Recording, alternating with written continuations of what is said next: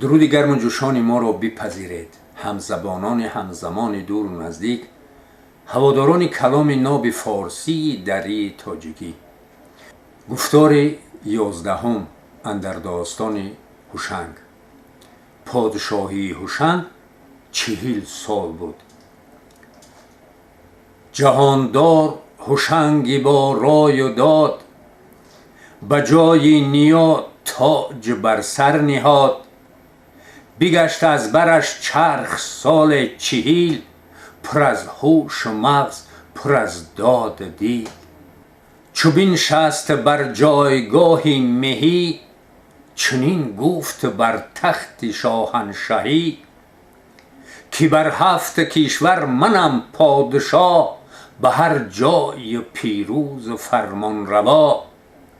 به فرمان یزدان پیروزگر، بداد و دهش تنگ بسته کمر.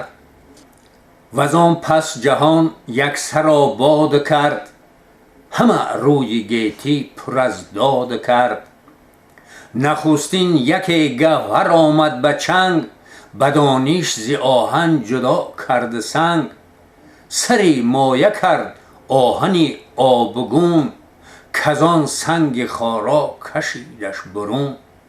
چو بشناخت آهنگری پیشه کرد، کجا زو تبر اره و تیشه کرد.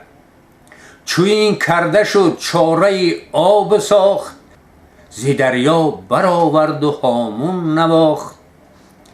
به جوی و برود آب را راه کرد، به فر کیی رنج کوتاه کرد.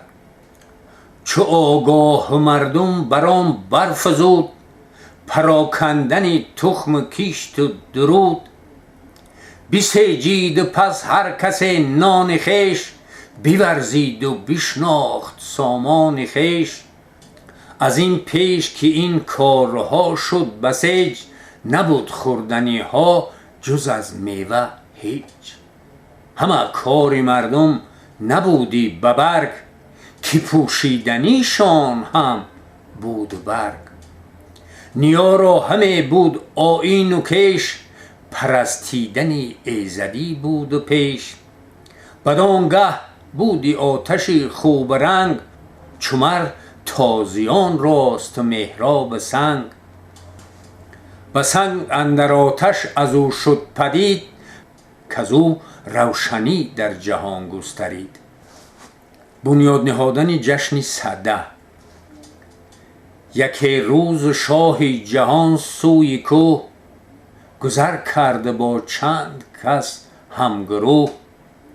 پدید آمد از دور چیزی دراز، سیه رنگ و تیره تن و تیز تاز.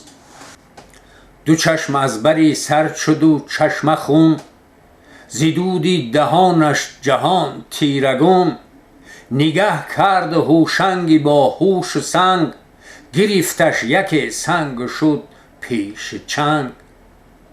به زور کیانی بیازید دست، جهان سوز مار از جهانجو بجست. برآمد به سنگی گران سنگ خورد، همان و همین سنگ بشکست خورد. فروغ پدید آمد از هر دو سنگ، دلی سنگ گشت از فروغ آذرنگ. نشد مار کشته ولیکن ز راز، پدید آمد آتش از آن سنگ باز. هر آن کس که بر سنگ آهن زدی، از او روشنایی پدید آمدی. جهاندار پیش جهان آفرین، نیاییش همی کرد و خواند آفرین. که او را فروغ چنین هدیه داد، همین آتش آنگه قبله نهاد.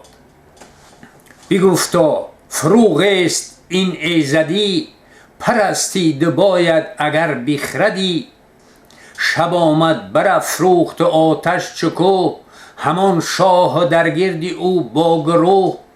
یکی جشن کرد آن شب و باد خورد، سدن نام آن جشن فرخنده کرد. ز هوشنگ ماند این سده یادگار، بس باد چون او دیگر شهریار.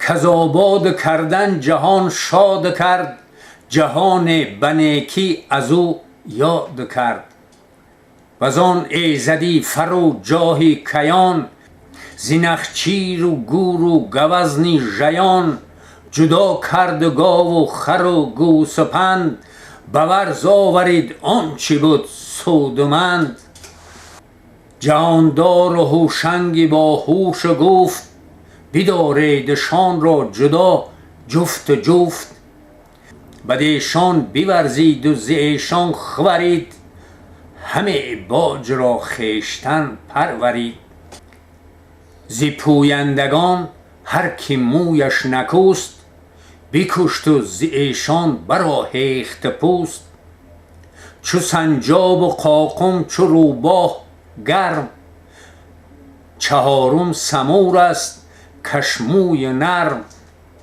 بدین گونه از چرم پویندگان بپوشید بالای گویندگان ببخشید و گسترد و خورد و سپرد برفت و جز از نام نیکی نبرد بسی رنج برد اندران روزگار به افسون و اندیشه بی شمار چو پیش آمدش روزگاری بهی از او مردرین ماند تختی مهی زمانه ندادش زمان درنگ شد آن شاه هوشنگی با هوش و سنگ نه پیوست خواهد جهان با تو مهر نه نیز آشکارا نماندت چیر